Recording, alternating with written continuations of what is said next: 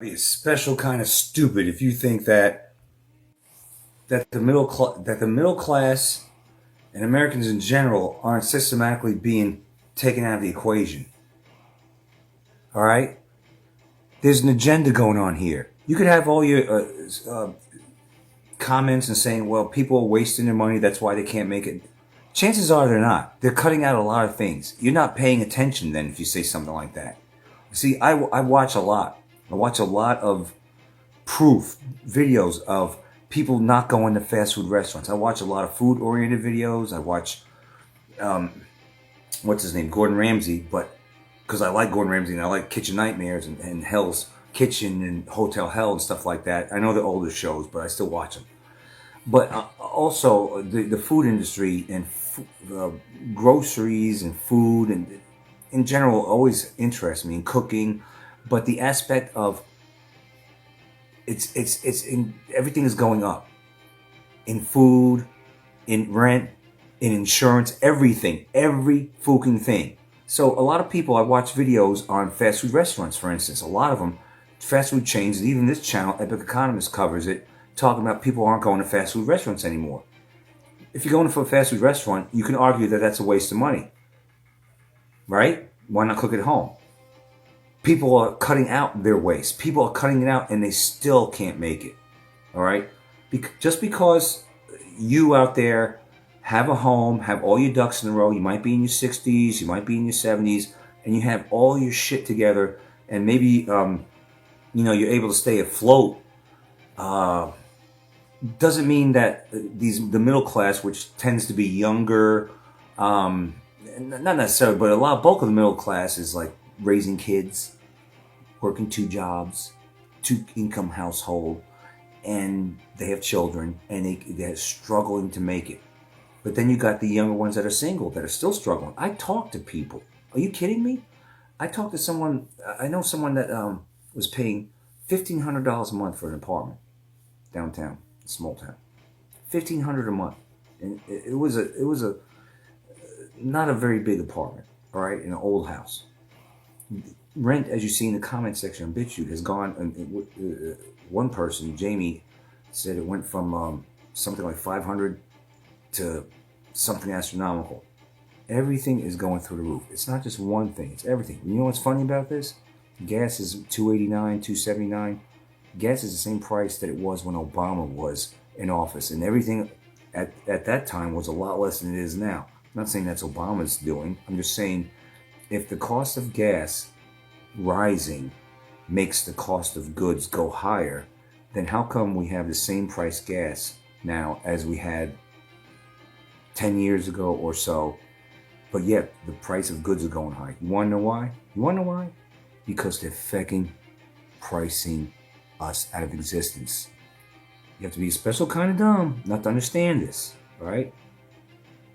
They said by 2030, Agenda 2030, part of it is, well, if you're allowed, if they don't try to kill most of humanity off, because that's a Georgia Guidestone, Deagle.com thing,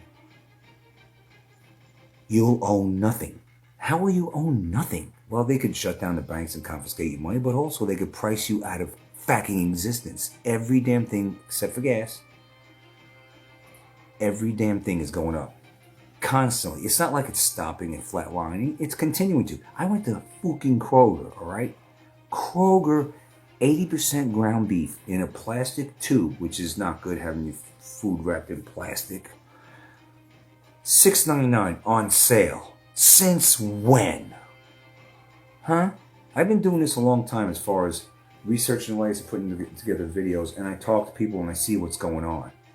People are losing their shit.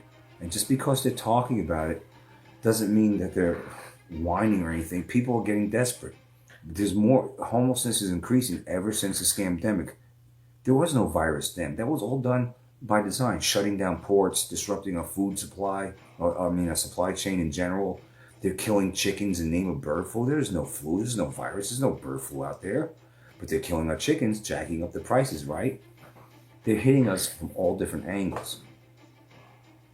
And if you see a house for sale on Zillow with a garage that's enough to fit 5 cars, and it's on some corner lot, Yeah, I wonder what condition it's in. Number one. Number two, what's the neighborhood look like? Huh? Are they parking on lawns there? Nobody wants to live there? Because homes that I'm seeing from where I'm at, they're through the roof. Everything's through the roof. Rent's through the roof. Every damn thing. The price of food, go out to eat. Look how much food it costs. Look how much fast food costs. It's a luxury now. It's a luxury to people. But you want to say people are just being little biatches and complaining out there? Because maybe there are people that are older and have, things have fallen into place for them. But there are people that are younger that are just starting out that they don't have nest eggs. They don't have all this stuff that a 70-year-old has or 60-something-year-old has. They don't have it. They're trying to get it. There are couples in their 30s raising children. There are single people, like I just said, starting out life pretty much. And it's impossible. This system is rigged. It's meant to cause you to fail.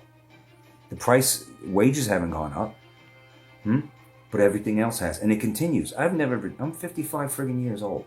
I've never seen prices of everything continuing to rise. I'm sure it has in the past, but not at the level like this.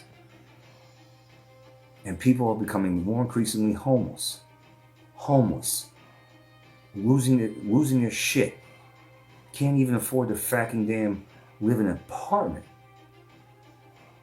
And apartments want to demand, I know they required a certain down payment or whatever. And I forgot what the fee is if it causes damages, but to require 3 months salary that you make or something like that, that's ridiculous. Or 3 months rent, that's ridiculous. It's all ridiculous. It's all done on purpose because they're robbing us. They're robbing everybody. Just like they did during the scamdemic. This is ridiculous how there are people that are not going to feel it like most people feel it. And I don't know what to do. I can't help you if you don't understand what's going on. But I see what's going on. I see it. I talk to people too. I see prices going up everywhere. Everything. Can you cut corners? Sure you can. But when you have to pay $1,500 or $2,000, no, $3,000 now for rent. $3,000, excuse me, scare me. $3,000 a month for rent. A lot of places. They're not lying about that. They're only making probably $4,000 if they're lucky. They're probably not even making that. And then food and then rent and then everything. Listen, by 2030, 4 fucking years, they want this world to be reset. They already want us to have the Great Reset, which is New World Order. They want you to own nothing. And by that you will have to rent whatever rent your clothes. You want to rent your clothes? That's what they want. They want us to rent clothes. Every damn thing. Because they don't want us owning things. They want to price you out of your home. They want to flood us out of our homes. They want to earthquake us out of our homes. They want to burn us out of our homes. Maui, for example.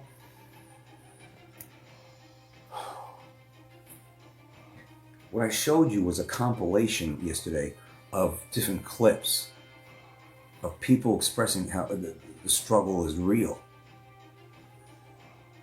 It is very real. Not everybody's going to feel the struggle the same. Some people are going to be in a better position, of course, if they're older and have everything fell into place and they got everything saved up and everything's wonderful and blah, blah, blah.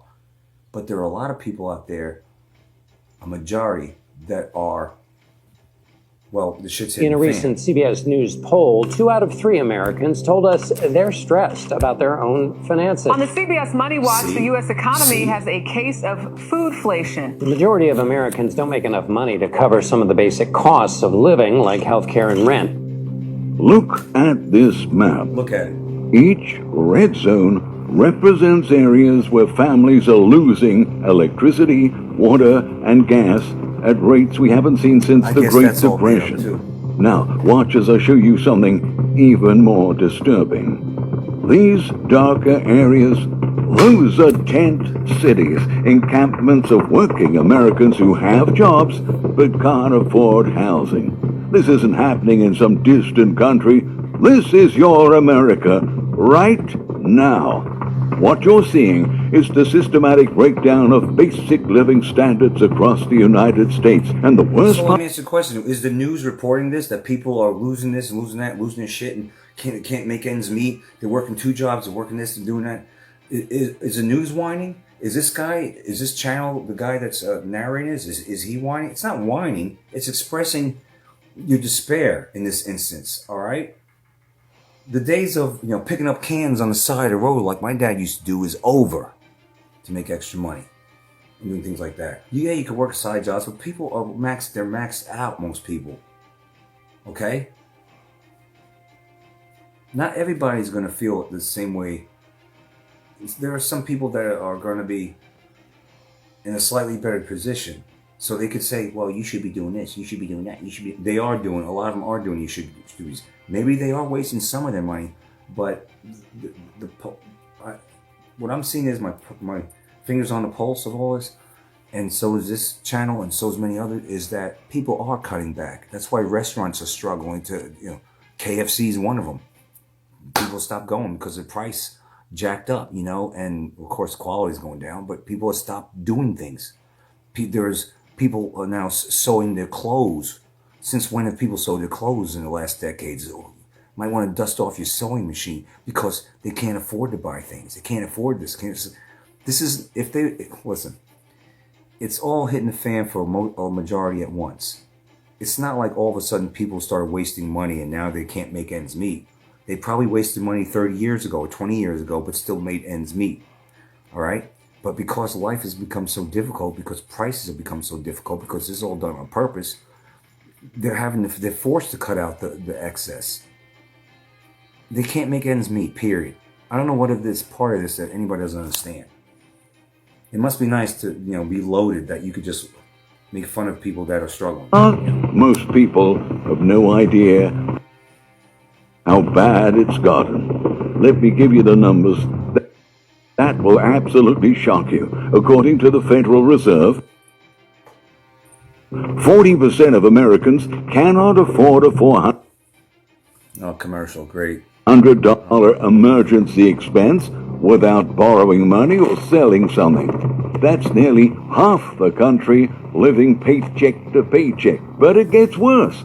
The Bureau of Labor Statistics shows that while wages have crawled up 4.1% this year, electricity costs have exploded by 23.8%. Is that nothing? Yep, electricity up by 23.8%. Gas prices up 15.2%. You want to know what a waste is? You're wasting your money paying bills that should not be this high. In a sense, you're wasting. Because they're robbing it from you. That's where the waste is. They're taking the money, they're siphoning it from you by jacking up the price of utilities and all this stuff.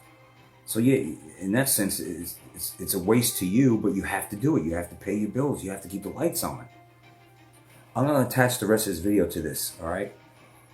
But I guess some people are just new to this scene with people making videos expressing their frustration, because why not?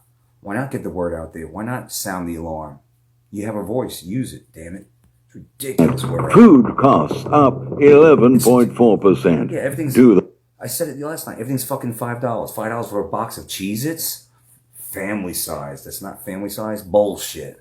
That's robbery. They're robbing done on purpose. And he's going to say that. He's going to say it. Facts.com, truth.edu. In a recent CBS News poll, 2 out of 3 Americans told us they're stressed about their own finances. On the CBS Money Watch, the U.S. economy has a case of foodflation. The majority of Americans don't make enough money to cover some of the basic costs of living, like healthcare and rent. Look at this map.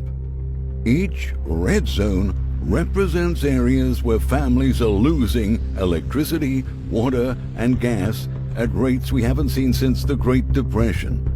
Now, watch as I show you something even more disturbing. These darker areas, those are tent cities, encampments of working Americans who have jobs but can't afford housing. This isn't happening in some distant country. This is your America, right now. What you're seeing is the systematic breakdown of basic living standards across the United States. And the worst part? Most people have no idea how bad it's gotten. Let me give you the numbers. That will absolutely shock you. According to the Federal Reserve, 40% of Americans cannot afford a $400 emergency expense without borrowing money or selling something. That's nearly half the country living paycheck to paycheck. But it gets worse. The Bureau of Labor Statistics shows that while wages have crawled up 4.1% this year, electricity costs have exploded by 23.8%. Yep, electricity up by 23.8%. Gas prices up 15.2%. Food costs up 11.4%. Do the math. Your paycheck goes up 4%, but everything you need to survive goes up 15 to 25%. That's not inflation. That's systematic impoverishment. And this isn't just about numbers on a spreadsheet. These stats represent real people, real families, real Americans who are falling through the cracks of what used to be called the middle class. Let me show you exactly what this looks like on the ground. I am homeless, and I live here in my car because while I work 50 to 60 hours every single week, I don't make enough money to afford an apartment, which is now over $1,800 per month on average, and often more than that. And every single day here on social media, people are leaving comments and sending me messages saying that I'm not homeless because I live in my car and I need to stop calling myself homeless. So I looked up the actual definition of homeless, and it is people living in a place not meant for human habitation, such as the streets, cars, or abandoned buildings. And that is the literal definition of homeless. You know, some people live in their cars out of choice, or they want to do hashtag van life.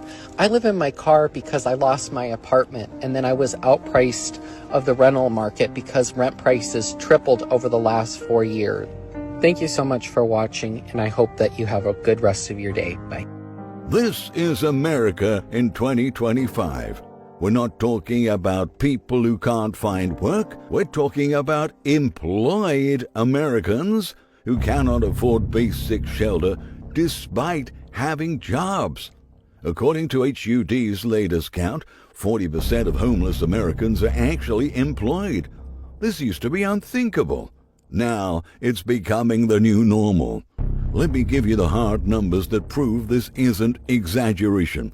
According to the Federal Reserve's most recent survey of consumer finances, 40% of Americans cannot afford a $400 emergency expense without borrowing money or selling something. The Bureau of Labor Statistics shows that while wages have increased 4.1% year over year, essential costs have skyrocketed. Electricity prices are up 23.8%, natural gas up 15.2%, and food costs have risen 11.4% nationally. The American Community Survey reveals that 21 million Americans, that's 6.5% of the entire population, are spending more than 50% of their income on housing alone. In major metropolitan areas, this figure jumps to over 30% of residents. The USDA reports that 38 million Americans, including 12 million children, experience food insecurity. These are not abstract statistics. These represent families in every state, every congressional district. Housing costs have reached levels not seen since the Great Depression, when adjusted for median income. The National Low-Income Housing Coalition found that nowhere in America can a worker earning federal minimum wage afford a modest 2-bedroom rental. Not in rural Mississippi, not in small-town Ohio, nowhere. Here, we have a parent making impossible choices, feeding their children while going hungry themselves. A few days ago, I did a post about what I'm doing to try to reduce the costs in my home, and I asked people what they were doing, partly because I thought it would help us share ideas with one another. But the amount of comments on that post where people are saying, I feed my children and I don't eat, or I eat every third day, or I'm eating one meal a day, or the bare minimum food is a pretty common trend in that post. While we've been watching the situation going on in Gaza, it's happening closer to home too. There are many people here who are literally that food insecure. And I know the whole platform was, oh, there's so much abuse and SNAP and this and that. There are actually people not eating for days here. And I don't think that's getting enough attention. You know, most of us can't see outside of our own situation. We don't understand what it's like to be in that situation. You know, it's a bother to us to be proposed with people that are homeless. It's a bother to us to hear people complain that I'm hungry. According to the USDA, 38 million Americans, including 12 million children, experience food insecurity. This represents working families who have jobs but still can't afford to feed everyone in their household. The ripple effects are devastating every aspect of daily life. Utility companies are reporting disconnection rates 40% higher than pre-2020 levels. Food banks across the nation are serving 50% more families than they did 3 years ago, with many reporting that working families now make up the majority of their clients. Food insecurity has reached crisis levels nationwide, and it's not just affecting traditionally vulnerable populations. From the rural communities of Mississippi and Arkansas to the urban centers of Detroit and Baltimore, middle-class families, people with decent jobs, college graduates, they're all struggling to put food on the table. The psychological toll of this crisis cannot be overstated. When you listen to these stories, you hear the desperation, the fear, the complete loss of hope. People are describing anxiety that keeps them awake at night, wondering how they're going to pay next month's bills. This is trauma, economic trauma that's affecting entire communities. $830.27. Anybody want to guess what that is? You won't guess, so I'm just going to share it with you. That is my electric bill this month. Okay, full disclosure, that is less than last month. Our bill last month was $1,130.98. I'm sorry, it's insane. That is my mortgage payment plus more.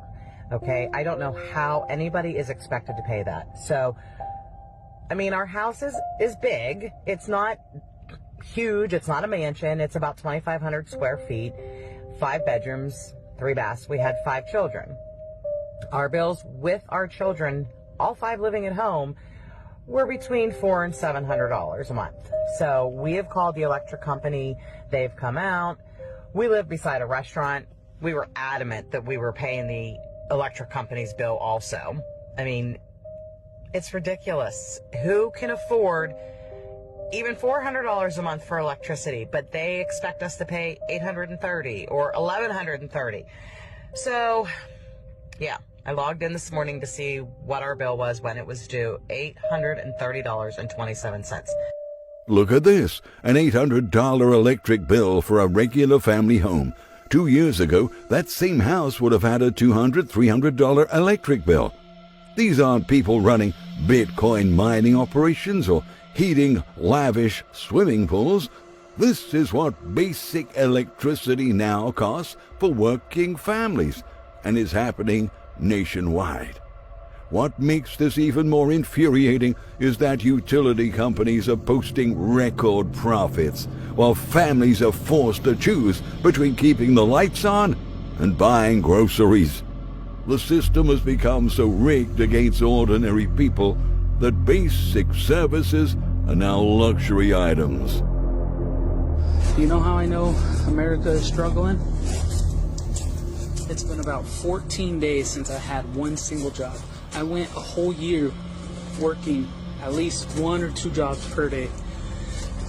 And now, 14 days, nothing's changed, everything's good, I got good reviews, everything's, I'm a handyman, so do yard work, electrical, all sorts of stuff. 14 days, I have not had one single job. Nothing's changed, everything's good. I'm getting clicks, I'm getting, everything's good. That tells me that Americans are going super broke. They're trying to do things themselves, which is fine, but 14 days, not one single job. The struggle is about to get real, y'all.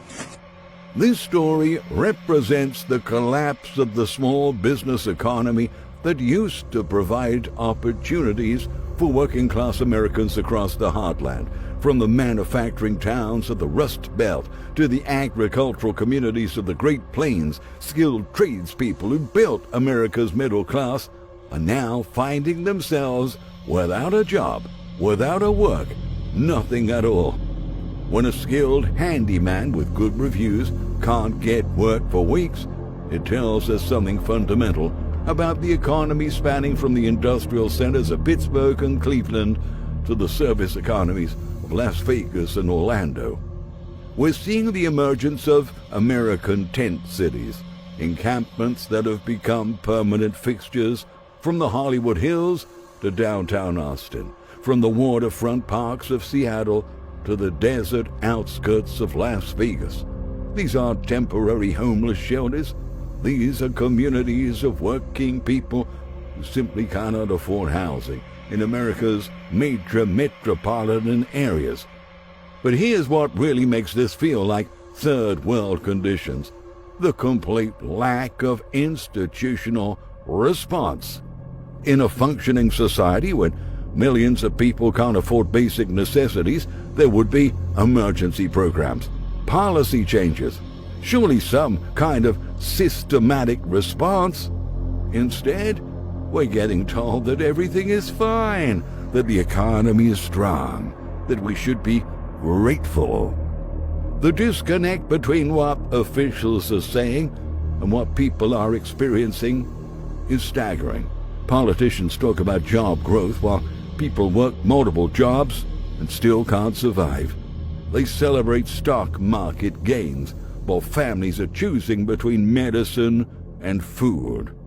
I don't know who's out here living the American dream, but I can tell you one person who isn't, and that's me.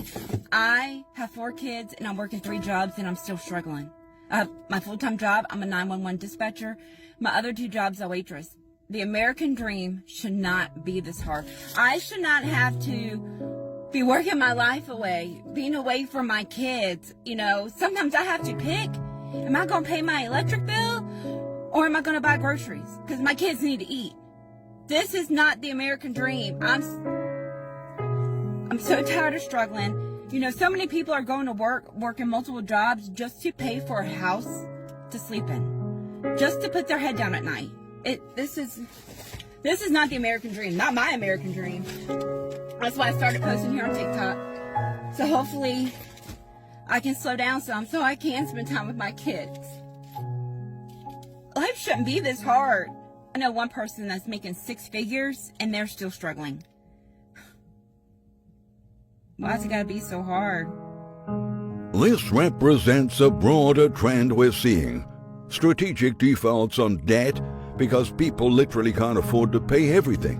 When someone makes the conscious decision to stop paying credit cards or stop paying medical bills because they need that money for food and shelter, we've crossed into survival mode economics. What's particularly telling is that creditors are not aggressively pursuing collections right now. Why? Because they know millions of people simply don't have the money. You can't get blood from a stone, and the stone represents a huge portion of the American population. The healthcare crisis compounds everything else. Families from rural Tennessee to suburban Phoenix are choosing between life-saving medications and mortgage payments. Medical bankruptcy has become commonplace across America's heartland. destroying families who thought they were financially secure. The comparison to third world conditions isn't meant to minimize the struggles of people in developing countries. It's meant to highlight how far American living standards have fallen.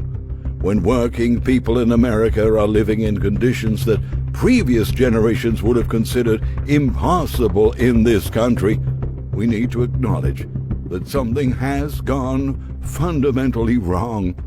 The most tragic part is how normalized this has become. We're treating economic desperation as the new normal, instead of recognizing it as a crisis that demands immediate attention. People are sharing tips on which bills you can skip without immediate consequences, as if strategic poverty management should be a life skill in modern-day America. $6.15 fucking cents for a half a pound of Greek hot sweet peppers. What the hell? Is this what you voted for? The highest fucking food cost I've ever seen in my entire life? $9 for some damn pizza sauce. $10 fucking for a small pack of Starbucks coffee. Oh my god. Got a dang sweet treat for the dog. $20. Sweet treat for the dog. Sorry. $20. I guess you're gonna have to just find me fucking stinking. Cause look at that. Clearance. $8.39. I'm telling you right now, we're going to be paying $100,000 for a loaf of bread before this administration is over. The same administration that told us that on day one energy prices would come down, that the war in the Ukraine would be over, that the price of gas, food, and it's all going to be a miracle. And if you go on their Instagram page right now, they're telling you it is a miracle. Only we can see. Our wallets know. When a week's worth of groceries costs more than many people's car payments, we've created conditions where proper nutrition becomes the privilege of the wealthy.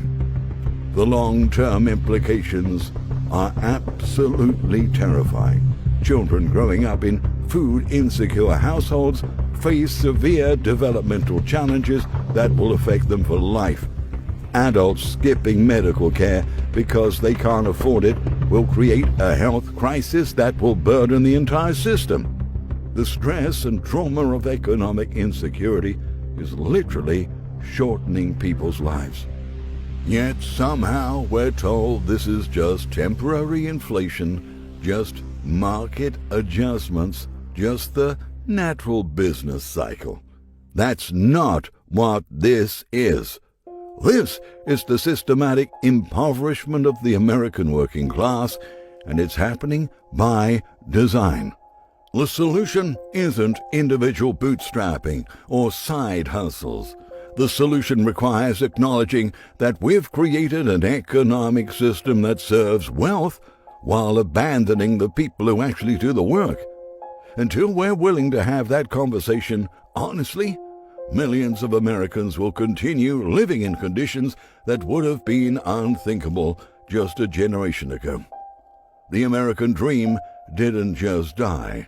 It was murdered by policies that prioritized profit over people, shareholders over communities, and wealth accumulation over basic human dignity. What we're witnessing now are the consequences, and they're playing out in the lives of our neighbors, our co-workers, and our families. This isn't the America that previous generations built, and it doesn't have to be the America we leave to the next generation. But first, we have to stop pretending that everything is fine and start acknowledging the depth of the crisis we are all facing. Because when millions of Americans are living in third world conditions in the world's wealthiest nation, that's not just an economic problem. That's a moral crisis that demands our immediate attention and immediate action. Let me know in the comments what you're seeing in your area. Share your experiences. Support each other. Let's start having the honest conversations about what's really happening in America right now. 5 goes up 15 to 25%. That's not inflation. That's systematic impoverishment. And this Done on isn't purpose. just about numbers Like I said.